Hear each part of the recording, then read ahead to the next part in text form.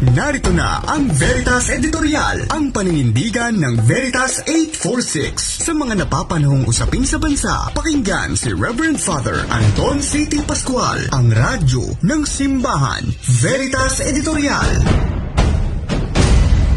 Mga kapanalig, may apat na institusyong itinuturing na haligi o pillars of democracy. Kabilang dito ang tatlong sangay ng gobyerno, ehekutibo, lehislatura at ang hudikatura. Alam po natin yan. Ang fourth estate naman o ikaapat na haligi ay ang media. Sa pamamagitan ng pagsisiwalat ng katotohanan, ang media ang nagsisilbing tagabantay sa gobyerno upang mapanatili itong transparent, accountable, sa taong bayan. Napakahalaga ng papel nito sa pagkakaroon ng checks and balances at masigurong ang taong bayan ng tunay na pinaglilingkuran ng pamahalaan at hindi ang kanilang mga sarili. Pero, paano kung ang media mismo ay hindi malaya? Sabi nga nila, no? AC/DC, attack collect, di ba? Defend collect. Ginugunita natin sa ika-3 ng Mayo ang World Press Freedom Day.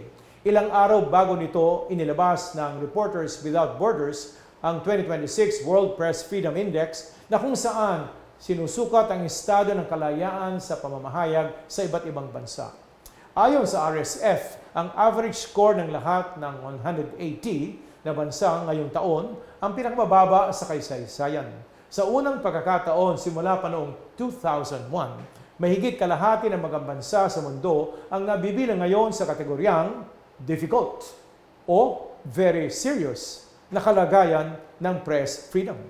Dagdag pa ng RSF, patuloy na hinahadlangan, sinasakal, ginagawang krimen ang pamamahayag. Sa Pilipinas na lang, case in point, bahagyang tumaas ang ranking natin pero bumaba naman ang score sa Press Freedom Index. Mula sa pang-116 na ranggo noong 2025, abay nasa pang-114 na tayo ngayon. Sa kabila nito, bumaba pa rin ang score natin mula sa 49.57 noon, abay naging 46.79 ngayon.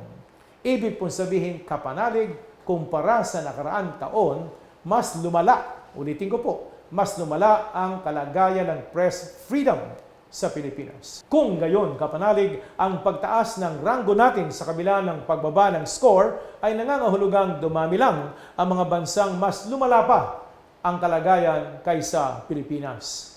Sa madaling salita, nananatiling mapanganib po ang Pilipinas para sa mga mamamahayag.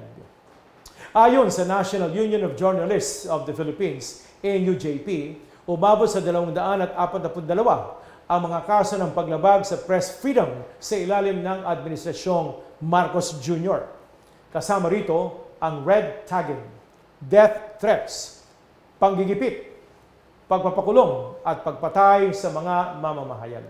Halimbawa nito ang kaso ni Frenchie May Cumpio, ang pinakamatagal na nabilanggong mamamahayag sa bansa batay sa gawa-gawang kaso kaugnay umano sa terorismo. Noong nakaraang buwan naman, isa sa mga pinatay ng militar sa Taboso Massacre si R.J. Ledesma. Sina Cumpio at si Ledesma ay parehong community journalist na nag-iimbestiga tungkol sa mga human rights violation at pagkikipit sa mga magsasaka at sa ating mga mangingisda. Katulad ng maraming mamamahayag, binansagan silang terorista dahil nga sa paglalantad nila sa tunay na nangyayari sa ating mga kanayunan. Uulitin natin, hindi po terorismo ang pamamahayag. Batay sa investigasyon ng Commission on Human Rights o CHR, mapanganib ang red tagging. Nilalantad nito ang biktima sa panggigipit at karahasan. Maaaring humantong ito sa walang basehang pagkakakulong, enforced disappearances, o pagdukot at extrajudicial killings o pagpatay.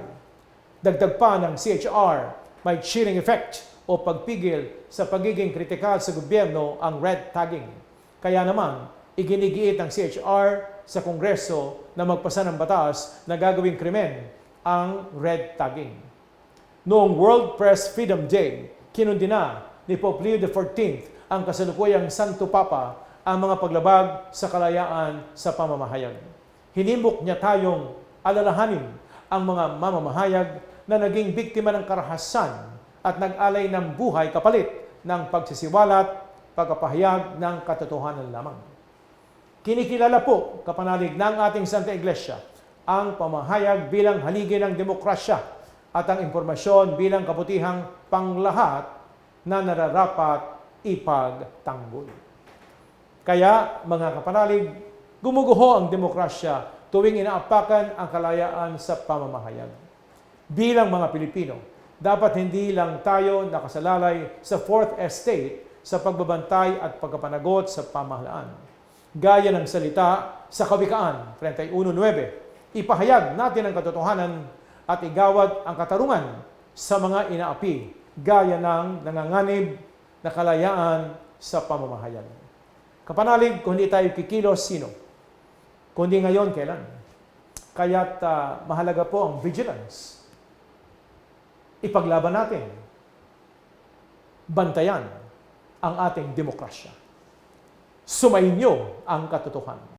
Inyong napakinggan ang Veritas Editorial. Ugaliing pakinggan ng Veritas Editorial kasama si Reverend Father Anton C.T. Pascual. Veritas Editorial.